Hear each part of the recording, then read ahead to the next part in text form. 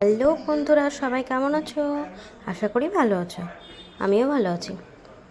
আজ তোমাদের দাদাভাইয়ের জন্য রাতে ডিনারে বানিয়েছিলাম প্রেশার কুকারের মধ্যে ভাত, পেঁপে আর আলু দিয়ে সেদ্ধ। আর আমরা দাদার জন্য করেছিলাম পাবদা মাছের ঝোল। আর এদিকে দেখো ট্রলি নিয়ে একজন ঘুরে বেড়াচ্ছে, বলছে আমি ললিপপ আনতে যাচ্ছি, ললিপপ।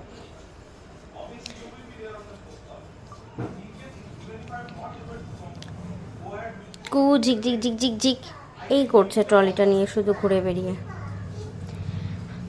তারপরে মাছের ঝোলটা বানানোর জন্য প্রথমে মাছটাকে ভেজে তুলে নিয়েছিলাম। আর মাছটা ভাজা হয়ে যাওয়ার পর ওই তেলের মধ্যে আলু আর বেগুনটা ভাজতে দিয়ে দিয়েছিলাম। প্রথমে আলুটা হালকা ভেজে নিয়েছিলাম, তারপরে বেগুনটাও দিয়ে দিয়েছিলাম, আর বড়িটাও ভেজে নিয়েছিলাম। আর আজকের মাছের ঝোলে কোনো মশলা দেবো না, শুধু জিরে গুঁড়ো আর একটু হলুদ গুঁড়ো দেবো, আর অল্প একটু কাঁচা লঙ্কা। যেহেতু তাছাই খাবে, লঙ্কাগুলো এতটাই ঝাল, আমি অল্প একটু 3/1 লঙ্কা একটু ফোড়নে দিয়েছি কালো জিরের সাথে। তো তেলের মধ্যে কালো জিরে আর কাঁচা লঙ্কা ফোড়নে দিয়েছিলাম। তারপরে দিয়ে দিয়েছিলাম হলুদ গুঁড়ো, লবণ আর জিরে গুঁড়ো। তারপরে ওই মশলাটাকে কষিয়ে নিয়েছিলাম।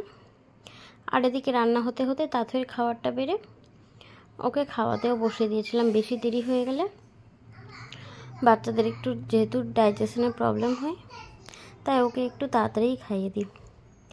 এদিকে মশলা কষানো হয়ে যাওয়ার পর ওর মধ্যে জল দিয়ে ফুটতে দিয়েছিলাম।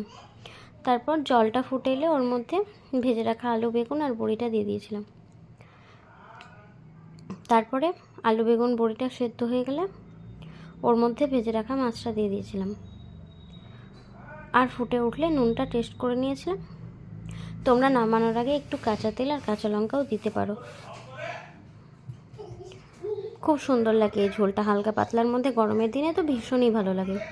গরমে তো অত মশলা খাওয়া যায় না, এই হালকা পাতলা মাছের ঝোল সব সবজি দিয়ে আর কোনো কিছু দরকার পড়ে না। আর এদিকে তোমার দাদাভাইয়ের ভাতটা আমি বেড়ে দিচ্ছিলাম। কুকারে হয়ে গেছিলো ভাতটা। ভাত আর কাঁচকলা পেঁপেটা মেখে দিয়েছিলাম, আর আলুটাও মেখে দিয়েছিলাম, আর একটু কাঁচা পোস্ত বাটা ছিল সেটাও দিয়ে দিয়েছিলাম। তোমরা আজ ডিনারে কি খেলে অবশ্যই জানিয়ে কমেন্টে। চলো দেখা হবে কাল। আজকে রান্না বান্না গল্প এখানেই শেষ।